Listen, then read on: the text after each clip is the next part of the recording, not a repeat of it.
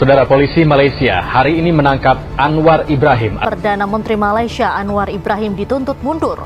Malaysia memanas. Ribuan orang turun ke jalan di Kuala Lumpur meneriakkan tuntutan reformasi, bahkan desakan agar Anwar Ibrahim mundur. Tapi, yang bikin situasi ini jauh lebih sensitif, ada tudingan soal wilayah Sabah yang disebut diserahkan ke Indonesia. Kalau benar, dampaknya bukan cuma politik dalam negeri. Ini bisa mengguncang fondasi Federasi Malaysia itu sendiri. Lalu, apa yang sebenarnya terjadi? Beberapa hari terakhir, situasi politik Malaysia jadi sorotan media internasional. Laporan dari AFP yang dikutip sejumlah media luar negeri menyebut ribuan demonstran memenuhi jalanan di Kuala Lumpur. Isu utamanya kenaikan biaya hidup dan tuntutan reformasi yang dianggap terlalu lambat. Harga kebutuhan pokok naik, tekanan ekonomi terasa, dan ketika tekanan ekonomi bertemu dengan ketidakpuasan politik, biasanya yang terjadi adalah ledakan protes. Dalam berbagai video yang beredar terlihat massa membawa spanduk meneriakkan slogan anti pemerintah. Bahkan, sebagian menyuarakan agar Perdana Menteri Anwar Ibrahim mundur. Meski begitu, tidak semua laporan mengonfirmasi adanya tuntutan resmi terkait isu kedaulatan atau penangkapan. Polis Diraja Malaysia dilaporkan sempat melakukan penahanan terhadap sejumlah peserta aksi. Angka pastinya berbeda-beda tergantung sumber, tapi yang jelas ketegangan itu nyata. Apa yang telah merasuki Anwar Ibrahim? Bila dia hari ini melindungi orang yang dahulu dia ingin jatuhkan. Atau mungkin kawan-kawan, sebenarnya inilah sisi sebenar Anwar Ibrahim. Seorang yang hipokrit, seorang yang penipu, seorang yang melindungi. Ada bukti yang akan baksana, kita tangkap.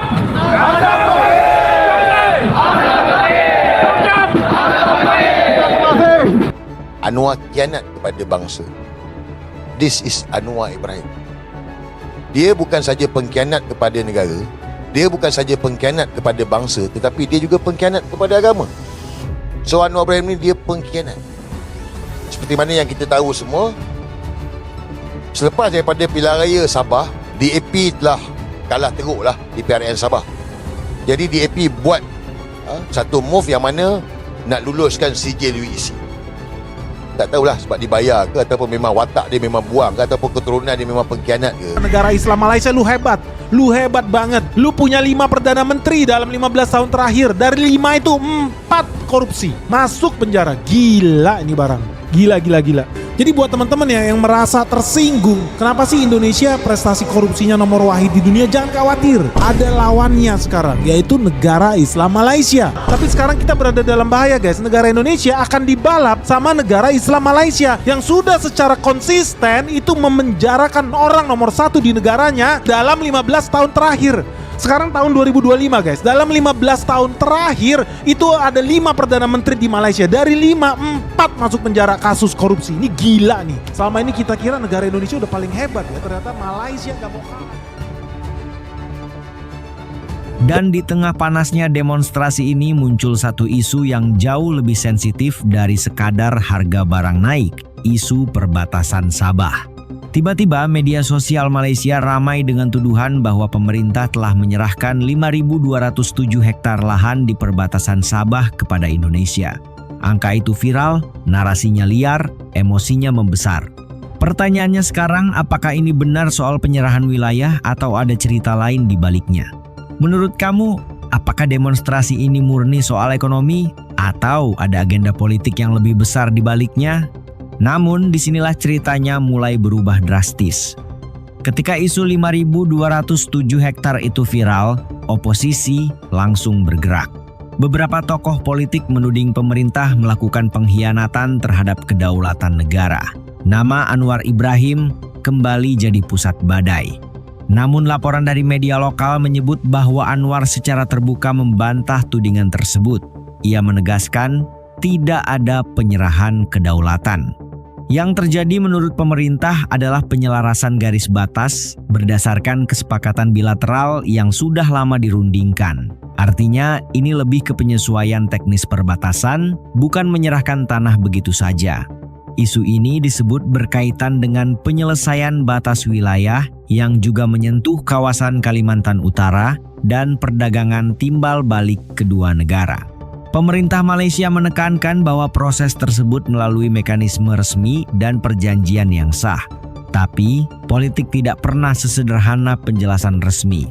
Setakat sekarang pun tidak pernah memberitahu keuangan yang sebenar berapa yang hasil diterima daripada Sabah dan Sarawak. Kita masing-masing sajalah.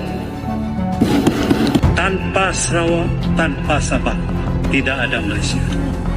That is a very, very important point.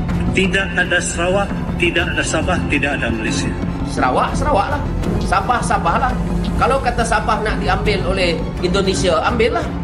Selagi Sabah masih di dalam persekutuan Malaysia, Sabah tidak akan pernah dapat hak 100% seperti yang termaktub dalam perjanjian Malaysia 1963. Dan ketika isu perbatasan muncul, wilayah Sabah dan Sarawak langsung kembali jadi pusat perhatian.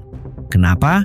Karena sejak lama dua wilayah di Borneo ini punya dinamika politik yang berbeda dibanding semenanjung Malaysia. Wilayah ini bukan hanya soal batas negara tapi juga soal sumber daya. Minyak dan gas dari Borneo menyumbang besar bagi pendapatan nasional. Di saat yang sama, tuntutan pemenuhan hak-hak sebagaimana tertuang dalam Perjanjian Malaysia 1963 kembali mengemuka. Banyak tokoh dari Sabah dan Sarawak merasa kontribusi mereka belum sepenuhnya sebanding dengan pembangunan yang diterima. Wacana otonomi lebih luas, bahkan referendum sesekali muncul dalam diskursus politik lokal. Jadi jawaban dari pertanyaan di awal tadi, apakah Malaysia sedang kehilangan wilayahnya? Tidak ada bukti resmi yang menunjukkan penyerahan kedaulatan. Yang ada adalah konflik narasi, krisis kepercayaan, dan tekanan ekonomi yang memperbesar setiap percikan isu menjadi api politik. Dan masa depan politik Malaysia sekarang sangat bergantung pada satu hal, kemampuan pemerintah meredakan ketegangan tanpa memperlebar jurang polarisasi. Menurut kamu, apakah ini hanya badai politik sesaat atau tanda perubahan besar dalam lanskap politik Malaysia? Situasi politik Malaysia hari ini adalah kombinasi dari demonstrasi Kuala Lumpur, isu Sabah dan perbatasan, tuntutan otonomi, hingga bayang-bayang kasus korupsi masa lalu. Semua menyatu dalam ujian besar bagi Persatuan Federasi Malaysia. Kita akan terus pantau bagaimana perkembangan ini mempengaruhi stabilitas regional dan hubungan Indonesia ke depan. Kalau menurut kamu video ini bermanfaat, jangan lupa klik like, tulis pendapat kamu di kolom komentar, dan subscribe biar kamu nggak ketinggalan pembahasan di video selanjutnya.